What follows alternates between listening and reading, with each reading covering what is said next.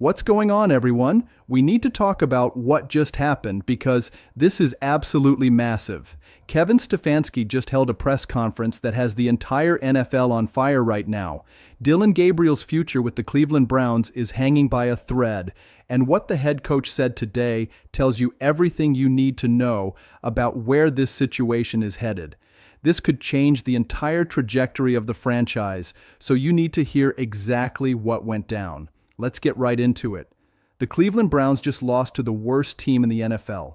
Not a playoff contender, not a division rival, the absolute worst team in the entire league.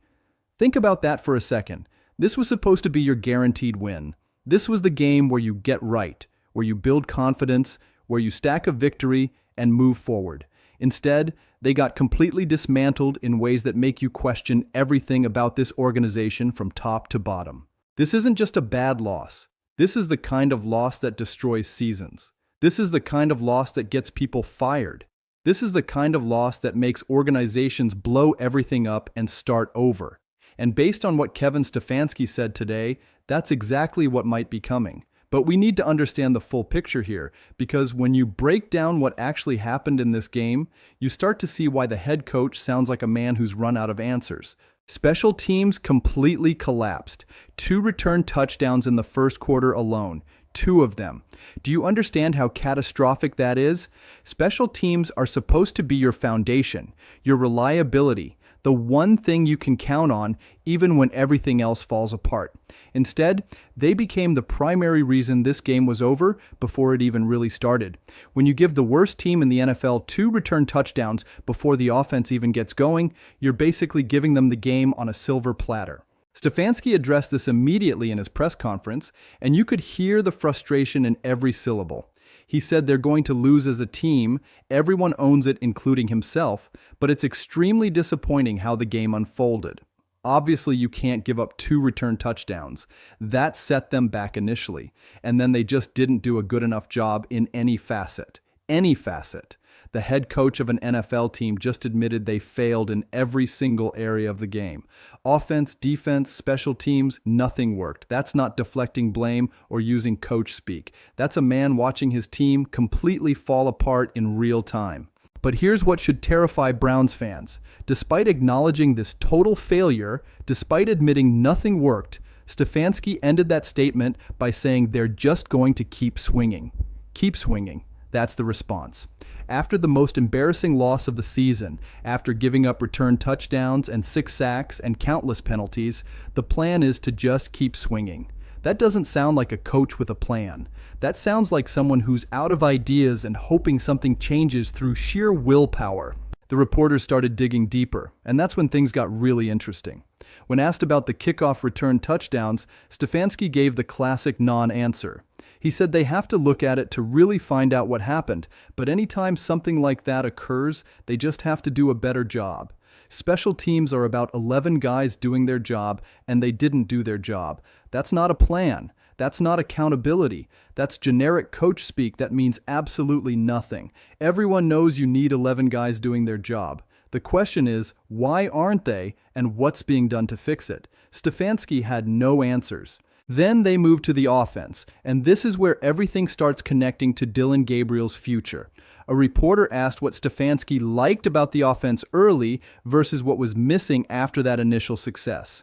His response was incredibly revealing. He said there were good moments coming out early and they executed getting a field goal before halftime, but there's plenty to clean up. Wait, hold up. You're celebrating executing a field goal against the worst team in the NFL.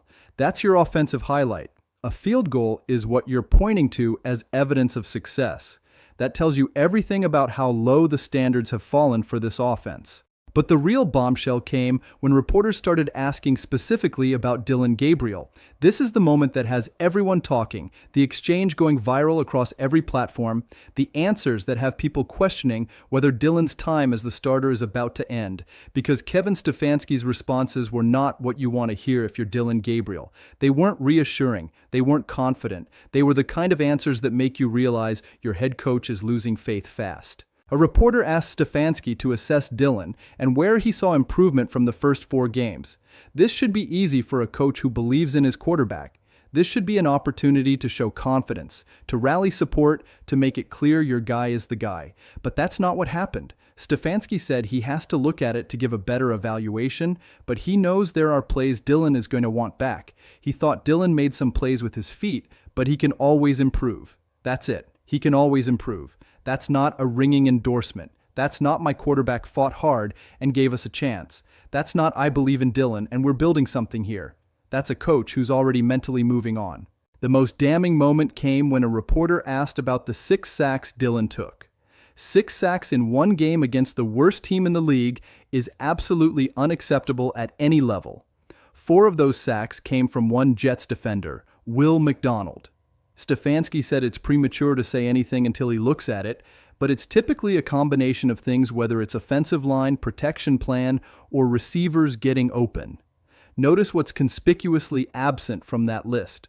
The quarterback. He didn't mention the quarterback making bad decisions. He didn't mention holding the ball too long. He blamed everyone except the most important person in the equation. Another reporter brilliantly followed up with the question everyone was thinking. Are there times where Dillon just isn't seeing it quickly? Is he reading and seeing the field quickly and clearly, especially when talking about those sacks? This is the moment where a confident coach defends his quarterback's processing ability. This is where you say, absolutely, he's seeing the field fine, we need to execute better around him. But that's not what happened. Stefanski's response was brutal in its evasiveness. He said it's not fair until he looks at it, but it's very easy to put sacks just right on the offensive line. They have to look at all of it and find ways to work together. He completely avoided answering whether his quarterback is processing fast enough. When your head coach won't defend your processing speed, when he won't say, yes, my quarterback is seeing the field well, that's a massive red flag waving in the wind. The coaching changes added another fascinating layer to this drama. Tommy took over play-calling duties for this game, which is a significant shift in how they're running the offense. When asked about how that process went and what he thought about Tommy's vision, Stefanski gave one of the most revealing answers of the entire press conference. He said he has total trust in Tommy, but obviously they fell short as a team and they'll continue trying to find ways to put their guys in position. That's coaching code for our players aren't executing even when we give them the opportunity. That's a subtle but absolutely devastating indictment of player performance, and specifically quarterback performance, since that's where everything starts. The penalties were another massive problem throughout this game. Untimely penalties on both sides killed drives and extended opponent drives at the worst possible moments. A reporter asked about the tripping call and the late penalties on the last drive, wanting to know why fans should expect this kind of undisciplined play. Stefanski's response revealed everything about the current state of this team. He said they'll win as a team and lose as a team. It's never about one play. But bottom line is they have to play smart football. That's the key to winning and losing. He's talking about playing smart football 9 games into the season. That's week 1 coaching. That's training camp fundamentals. If your head coach is still preaching about needing to play smart football this deep into the year, you've got fundamental problems that go way beyond just talent or scheme. Another reporter asked specifically about a neutral zone infraction on the last drive, one of those mental errors that absolutely killed any chance of a comeback. The reporter wanted to know if it was a mental error and what's happening with the team's discipline. Stefanski's answer was short and devastating. It's never about one play, but they have to do their job, all of them, in that moment. Very disappointing. Very disappointing.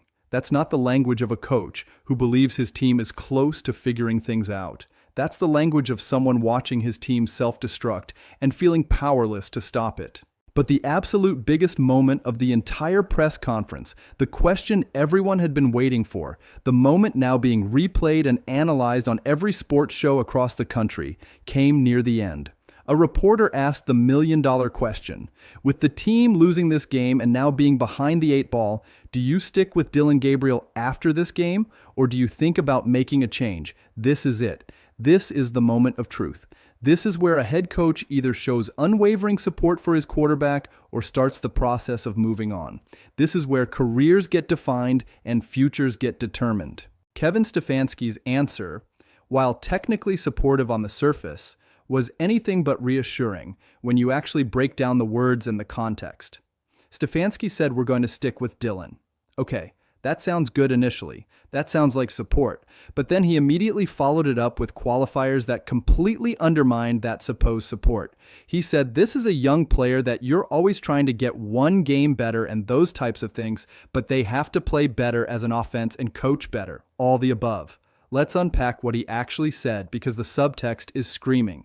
First, he's sticking with Dillon. Not Dillon is our quarterback, and we believe in him. Not Dillon gives us the best chance to win, just we're going to stick with him. That's the bare minimum level of support possible. That's not confidence, that's obligation. That's reluctance.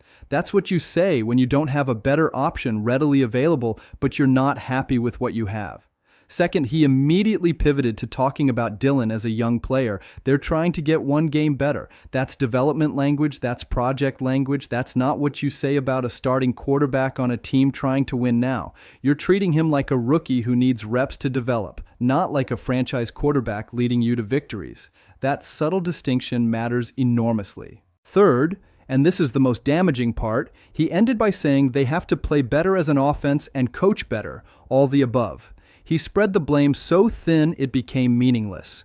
When everyone is responsible, no one is responsible. But more importantly, he didn't give a single reason why Dillon Gabriel is the right choice moving forward. He didn't cite arm talent, leadership, processing ability, accuracy, anything. He just said they're sticking with him because everyone needs to be better. That's not a vote of confidence. The elephant in the room throughout this entire press conference, the name that wasn't mentioned but was on everyone's mind, is Shedeur Sanders.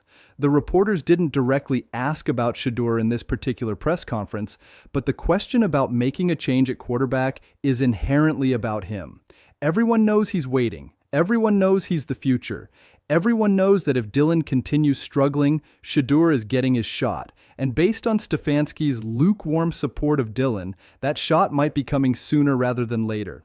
Think about the position Kevin Stefanski is in right now. He's coaching a storied franchise currently sitting with a losing record after losing to the worst team in the NFL. His offense is anemic. His special teams are a disaster. His team is undisciplined and making mental errors constantly. His quarterback just got sacked 6 times and couldn't lead them to victory against the league's worst defense. The fans are restless. The media is circling.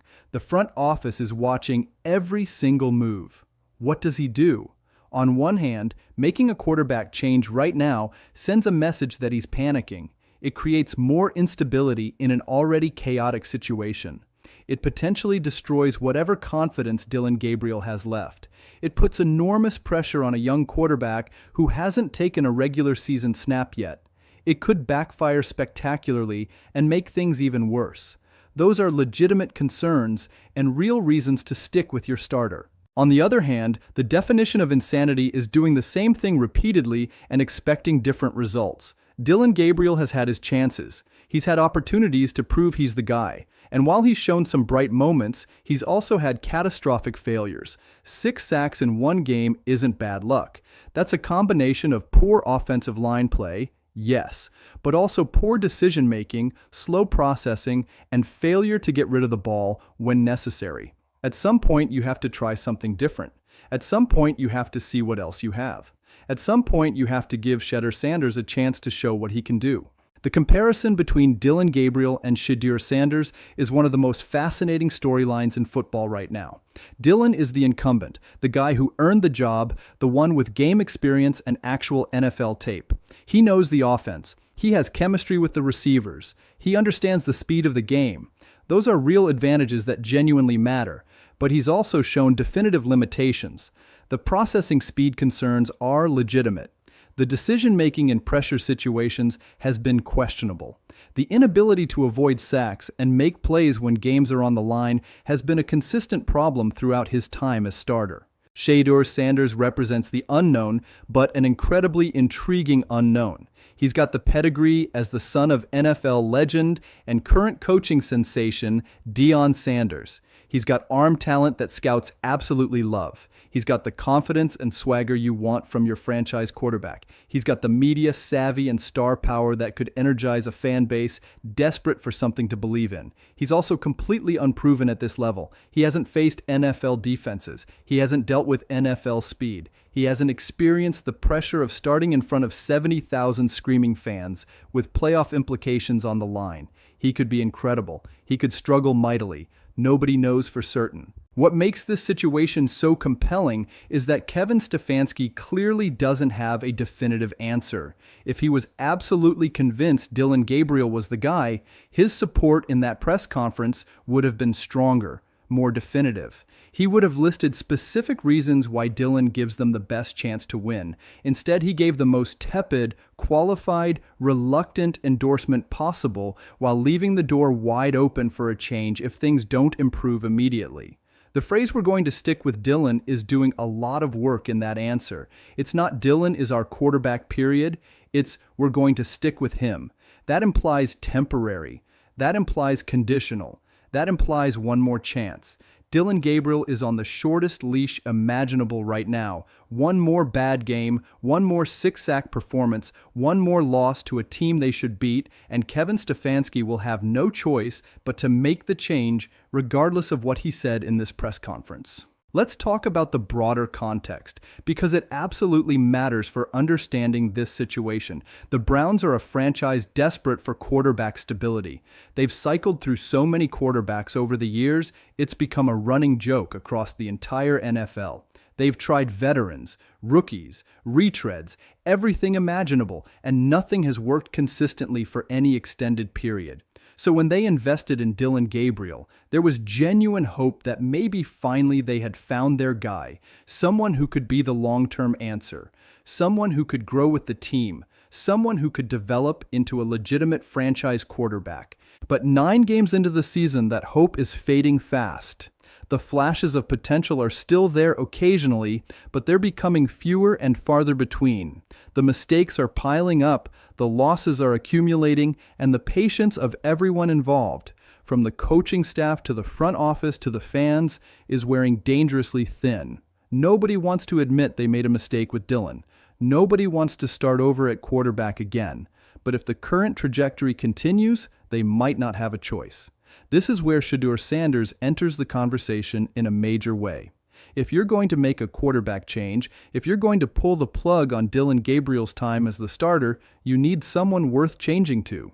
You can't just make a change for the sake of change. You need to believe the replacement gives you a genuinely better chance to win. And with Shedeur Sanders, there's legitimate reason to believe that might be the case. Shedeur isn't just any backup quarterback. He's not a career journeyman happy to hold a clipboard. He's not a late-round draft pick just grateful to be in the league. He's a legitimate quarterback prospect with first-round talent who fell in the draft for reasons having nothing to do with his ability to play the position. He's got elite arm strength, he's got excellent accuracy, he's got the mobility to extend plays, he's got the football IQ to process complex defenses, and most importantly, he's got the confidence and competitive fire you absolutely need to succeed as an NFL quarterback. The concern with playing Shedeur isn't whether he can play. It's whether playing him too soon ruins his development. It's whether throwing him into a situation with a struggling offensive line, an anemic running game, and a team falling apart around him sets him up for failure. It's whether the lessons he learns from struggling early become permanent bad habits that follow him throughout his career. These are legitimate concerns coaches and general managers have to weigh carefully before making such a significant decision.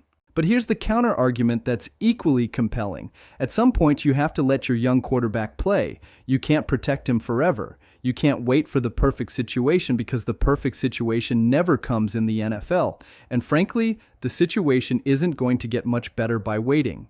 The offensive line isn't suddenly going to become elite. The running game isn't magically going to start dominating opponents. The special teams aren't going to stop giving up return touchdowns overnight.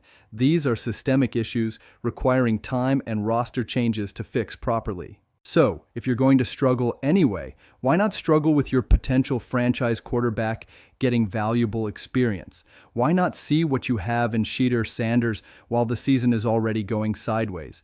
Why not give him real game reps so you know definitively what your future looks like at the most important position in sports? These are the questions front offices and coaching staffs are wrestling with right now. Kevin Stefanski's press conference revealed a coach caught between these two competing philosophies. He wants to stick with Dillon and give him every chance to succeed.